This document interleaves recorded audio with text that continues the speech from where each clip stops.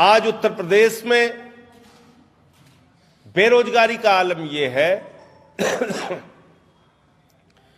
कि चाहे शिक्षा मित्रों का मामला उठाकर देखिए, चाहे 69,000 शिक्षक भर्ती का मामला उठाकर देखिए, चाहे बीटीसी बीएड के शिक्षकों का मामला देखिए,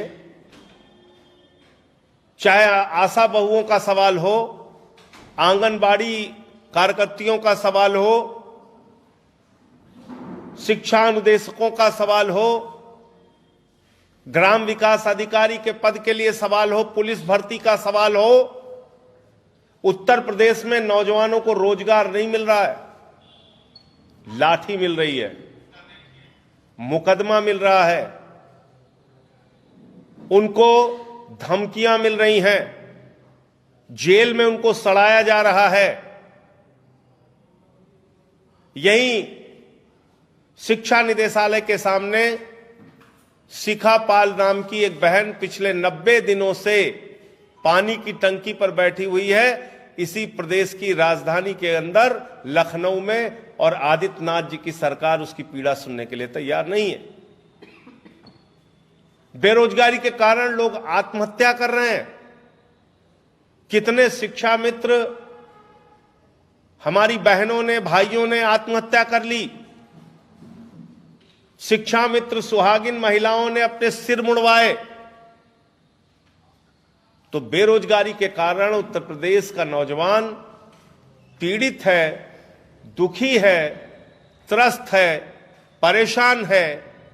कासगंज का जो मामला सामने आया है वो अपने आप में बताता है कि उत्तर प्रदेश की आदित्यनाथ जी की सरकार ठोको नीति पर चल रही है, जिसका खुलासा किसी और ने नहीं, स्वयं हमारे मुख्यमंत्री ने किया, और उन्होंने कहा उत्तर प्रदेश में ठोको नीति चलेगी। और आदित्यनाथ जी की ठोको नीति के कारण पहले 12वीं में पढ़ने वाला बच्चा प्रभात मिश्रा, जिसके विरुद्ध एक भी एफआईआर दर्ज नहीं था, उसको ठोक दिया जाता है, मार दिया जाता है।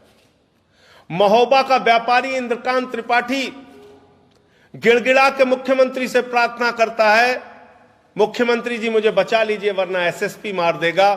एसएसपी पाटीदार उसकी हत्या करा देता है, एसएसपी फरार है, आज तक कार्रवाई नहीं हुई। एसएसपी ठोको नीति के तहत इंद्रकांत त्रिपाठी को ठोक देता है। होटल में मनीष गुप्ता गोरखपुर में, मुख्यमंत्री के गृह जनपद में, पुलिस वाले पीट पीट के मार देते हैं। आगरा का अरुण वाल्मीकि पीट पीट के मार दिया जाता है। और अब अल्ताफ कासगंज की कोतवाली थाने के अंदर पीट पीट के मार दिया गया। और जो वहां के आईपीएस सुपरिंटेंडेंट ऑफ पुलिस, वहां के पुलिस अधीक्षक महोदय का जो बयान है, उसको सुनकर आपको हंसी भी आएगी, दुख भी होगा। चुटकुलेबाजी एक एसपी कर रहा है, देश के संविधान के साथ, कानून के साथ मजाक उड़ा रहा है। और मैं बार बार कहता हूं, फिर दोहरा रहा हूं, यह देश किसी मोदी और योगी के फरमान से नहीं चलेगा। यह देश चलेगा तो बाबा साहब के संविधान से चलेगा। यह अल्ताफ की हत्या नहीं की गई है, कानून की हत्या की गई है, संविधान की हत्या की गई है। एसपी की दलील क्या है? थाने के अंदर जो बाथरूम है उसमें 2 फीट की टोटी, 2 फीट की ऊंचाई पे एक टोटी लगी है। उस टोटी में जैकेट के नाड़े से गले को बांधकर 5.5 फीट के नौजवान ने आत्महत्या कर ली। इस पे अंतर्राष्ट्रीय रिसर्च होना चाहिए। जो खुलासा उस एसपी ने किया है, इस पे एक अंतर्राष्ट्रीय रिसर्च होना चाहिए कि यह अद्भुत काम कासगंज की आदित्यनाथ जी की कोतवाली में कैसे हो गया। ऐसा कारनामा हो रहा है। 2 फुट की टोटी में 5.5 फीट का नौजवान जैकेट के नाड़े से गला बांध के आत्महत्या कर ले रहा है। बड़ा अद्भुत खेल हो रहा है, बड़ा आश्चर्यजनक खेल हो रहा है।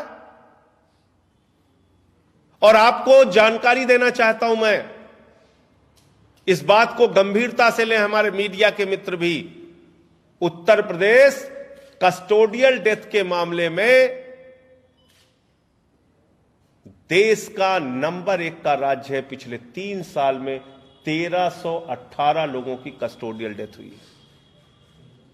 शर्म आती है हम ऐसे प्रदेश में, ऐसी कानून व्यवस्था के बीच में रह रहे हैं जहां पे 1318 लोगों की कस्टडी में डेथ कर दी गई, कस्टडी में उनकी हत्या कर दी गई। पूरे देश में नंबर 1, 1318 लोगों की हत्या कस्टडी में उत्तर प्रदेश के अंदर आदित्यनाथ जी के राज में की गई। ये इनकाउंटर के अतिरिक्त मैं बता रहा हूं, जो इनकाउंटर करके ठोक दिया वो अलग। तो आज पूरा प्रदेश और देश आदित्यनाथ जी से सवाल पूछ रहा है कि आप तो कानून व्यवस्था बनाने के लिए आए थे, लेकिन आपकी खाकी वर्दी खुद से कानून की धज्जियां उड़ा रही है, कानून को रौंद रही है और स्वयं हत्याएं कर रही है। इस पर क्या कार्रवाई होगी? जब तक एसपी पे कार्रवाई नहीं होती, बड़े अधिकारियों पे कार्रवाई नहीं होती, तब तक इन छोटे अधिकारियों पर कार्रवाई करके खाना पूर्ति आप करते रहेंगे। वो लोग कानून का मजाक उड़ाते रहेंगे।